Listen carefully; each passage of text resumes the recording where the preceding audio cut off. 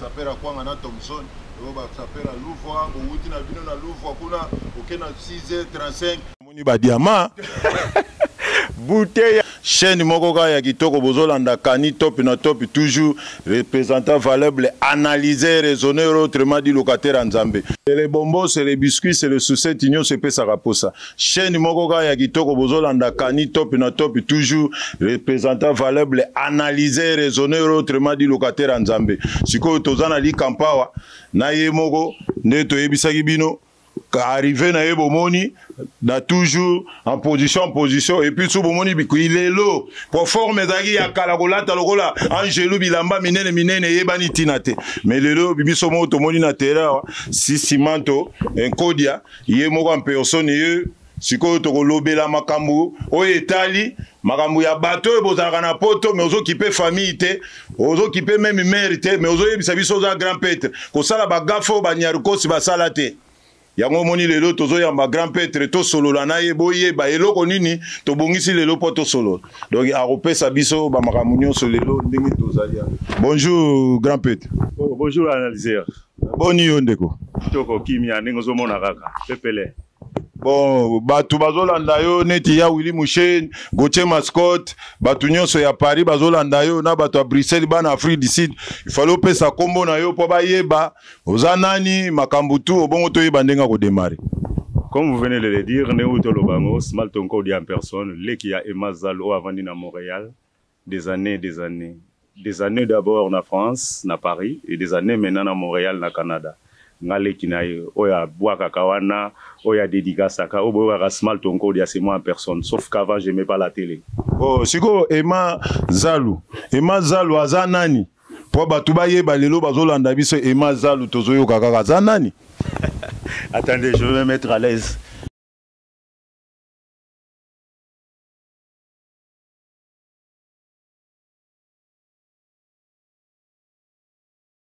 Ouais, je me mets à l'aise d'abord parce qu'il faut répondre à la question à Kitoko. Toyeba ngai na yeba te me mukile ba emazalo azanani ponga na kotia na santier taga li kampa ba kofi ba betela tolo me leki ya emazalo avandi awo emazalo. OK. Comme ndekonanga otolo bango analyseur. Donc emazalo c'est une grande personnalité. Par rapport à ce que vous croyez, par rapport au makambo kanisaka. Donc aza mutu munene na nenga mukete. Donc baza bato bayaka ke no aina famille a façonné famille. Parce que biso famille na biso banda on n'avait pas de leader. Donc les autres ont témoigné que c'est Emazar le leader de la famille. Donc il est un grand leader de la famille na biso. Est-ce que faut expliquer nos historique naie ou bien tout à la simple. Bon, on a la simple na c'est que non. Et les autres simple il faut pas nzante kao eza chaîne à kani top na top il faut la vérité pour la vérité peut ça bokechu courage pour les qui na aza porter parole ya okese ya mbunda mais bokechu abeta katolo mais tomoni Emazalo grand pètre asali pele qui na donc il faut pas nzante nzante pour masole qui de tout droit ah eza likamba ko bomba te. Merci analyseur, vraiment merci pour la question na yo. Donc, ndenge na woto loba Emazalo a façonné famille na biso. Ndenge woto loba ke non, ba leader mususu na niveau Europe, oyoka yeka ka kombo, mais sur le terrain loko ezate. Pour le moment, Emazalo a un CV. Donc, tozolo bela makambo ya assise sur le terrain. Oko vana en Europe 30 ans, 20 ans, quel que soit le temps au lingi. Mais ce qui ba 6 ezate, oko ka eloko moko te. Biso lelo ngana loba ke na sali presque je vais dans une année et demie na kati ya terrain. Mais je suis toujours là. Nous vivons cadre et vie européen. Grand pète, solo bina kata ya terre batu musuba comprendre ba kata terre football. Na kati ya kini moko sombaka e bandelo bandina mai o bandi mboka pasi me boté no lokola kaya DC. Merci. OK, qui ça na RDC.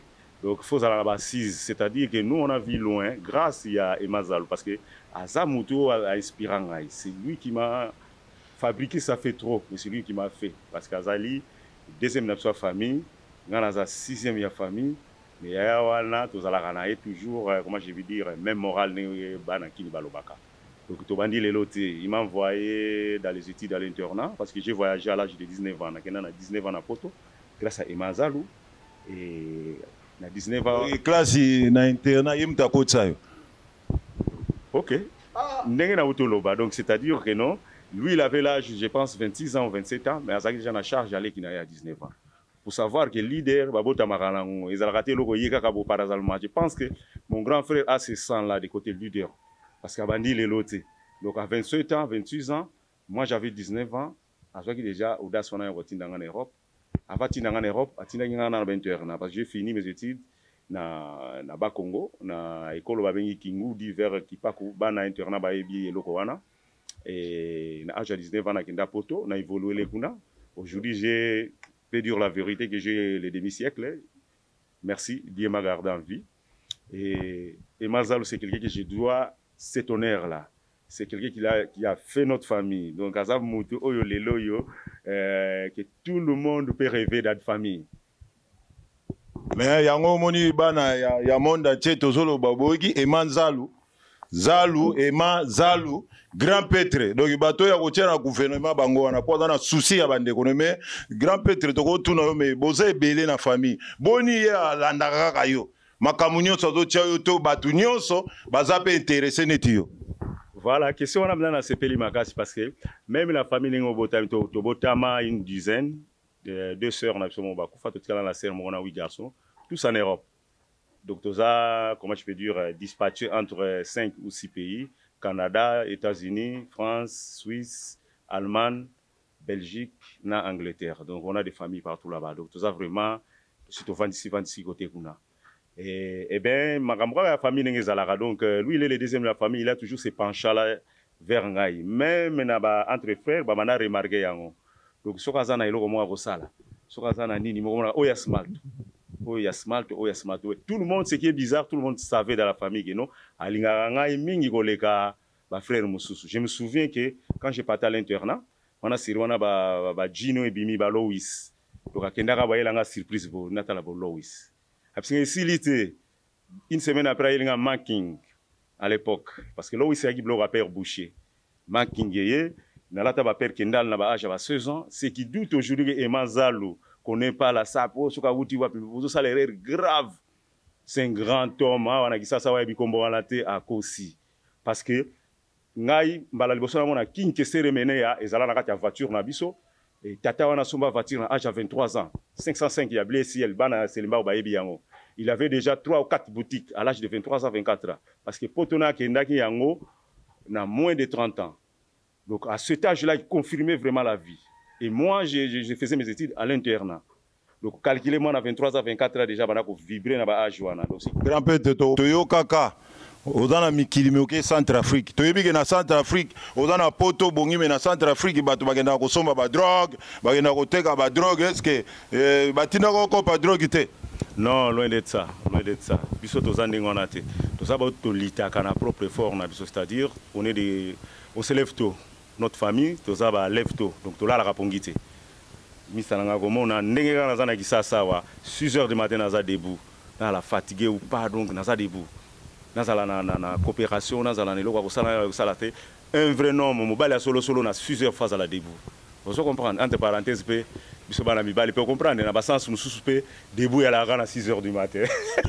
Souka watoze bisabino kozala na grand pètre na poto Ema Zalou danser soko za ba grand pètre neti bato mususu tata na mama ba solo la kate akomanga ko kosa bino moins $50 8 personnes mais tala makambo na biso na likampa je to yake bemba kofi na soka na porte mais ana vandi dégâts matériels mais ndenge tozo monela masolo pena donc famille nyonso ndenge yo pe parler dans la ligue campana moni mutu na mutu dans la position na ye analyser on a yo ki yo mais na lina zongi la lisola Centrafrique donc ce qui fait que na Centrafrique na kendaka makambadro kitelingo zo kansilango c'est loin d'être ça donc vient nga tinda nga mission azoka cop mo na Centrafrique tant zo cop wana yemo ka zala ka empêcher à préparer nga et malgré l'âge que j'avais je pense que j'avais 24 ans ou 25 ans si je me trompe pas à préparer un gars pour na wana na sala masolo wana bon nous sur le bamakate entre guillemets voilà il m'a préparé à souligner billet passeport ba mamnu ça en place na koya na terrasse Centrafrique à Bangui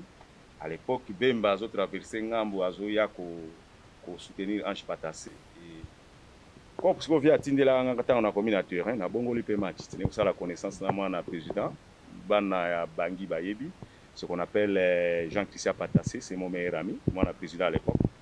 Donc voilà, on a Kenya, on a 26 cadres, les corps pour grand prêtre, et Mazalo bien sûr, et il réussit ça qui à 100%, parce qu'on a Tigala qui n'a commencé à la Mamagamuna Moussous. Mais déjà, c'est souvent que l'on avant, dans un avion, à Kumbangati dans l'aéroport, quand on est à l'aéroport, à conseiller avec non, mon jeune frère, il faut faire attention, ce matin, on les a pourris. Je ne savais pas de quoi il parlait. On les a pourris. Après, il y a un colis, on a fait un Centrafrique, ce qu'on a commis.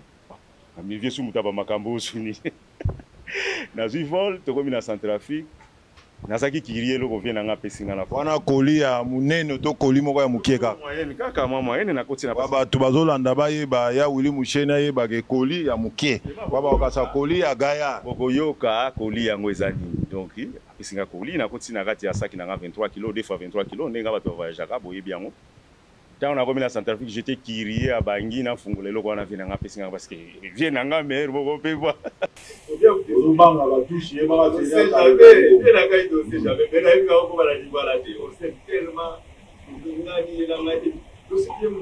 a fait un cas d'avion, on a eu mal à l'aise, on a eu un kati.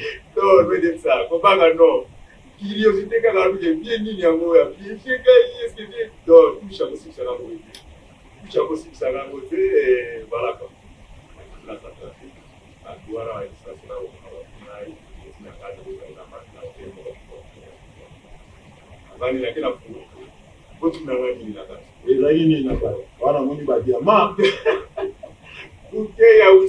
préservatif. Ah, on va venir prudence. Il y a fait sur dans des applications.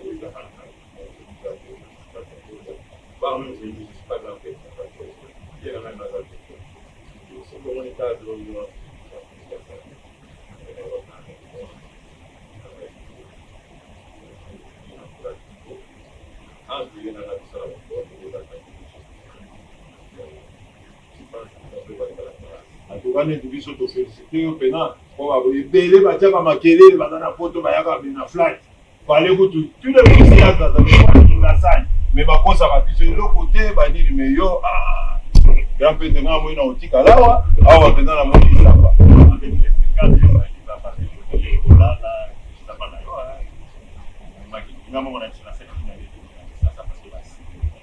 sans assise au pouvoir de baba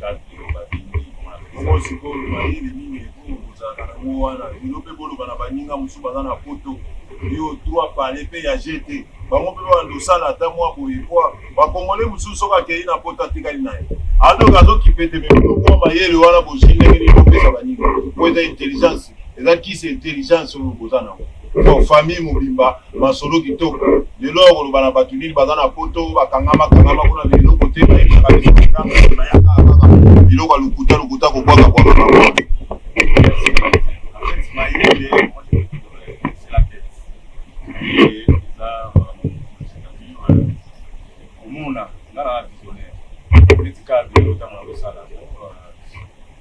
je ne savais pas que aujourd'hui, il y a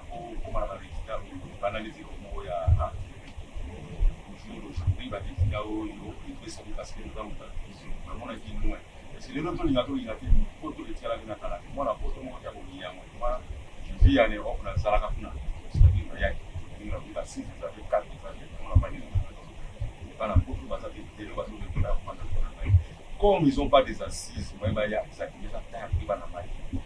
Gage, on n'a pas de Tonga, il y a qu'un petit valise, on a fait la licence. Là, Gamboli, on est petit banane, là, on pose les valises. Je pense que c'est là où on a plaisir. Je peux dire que là, c'est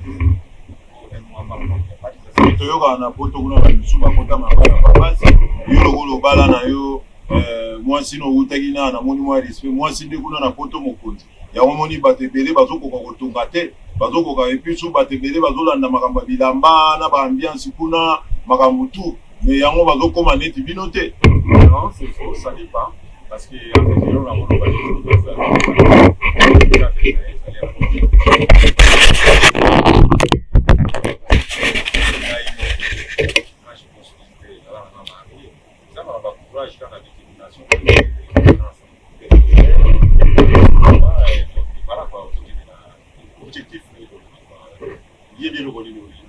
il faut ça la visionnaire. Il est pas mondial, c'est que dans la route à changer. Est-ce qu'il va placer le aussi plus à Corona là de la donc voilà, il faut être visionnaire. Ce que nous avons tous les vacances futur, c'est-à-dire à la longue, dans ces années, tu vas trouver un niveau, mais moi j'ai réfléchi à 10 ans. Je me dis déjà, dans 10 ans, on va déjà un âge.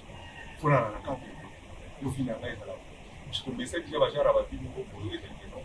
Voilà, à l'aise, au bureau là-bas de la télé.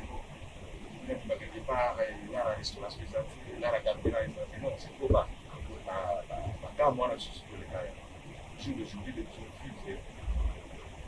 je n'ai pas déjà eu mon propriétaire, ça mon voyage, je ne sais pas. Comme les Mazars n'aiment pas la vie, nous, on va la propriété. Nous, on rayonne. Parce que vous avez la carte, la vie, parce que nous, on a chez nous, nous avons la toute esthétique. Vous comprenez? Il y a un moment où on va aller là-bas, mon vie. Eh, bah, mon livre, tu vas aller là-bas, biso. Pour mon biso, mon livre, tu vas aller là. Je suis pas la Chine. Je vais faire là, je vais toujours sentir que non, mon livre, tu vas dans le monde. Je ne peux pas, je ne sais pas. Je comprends. Je ne sais pas. À l'époque, quand on avait pas mal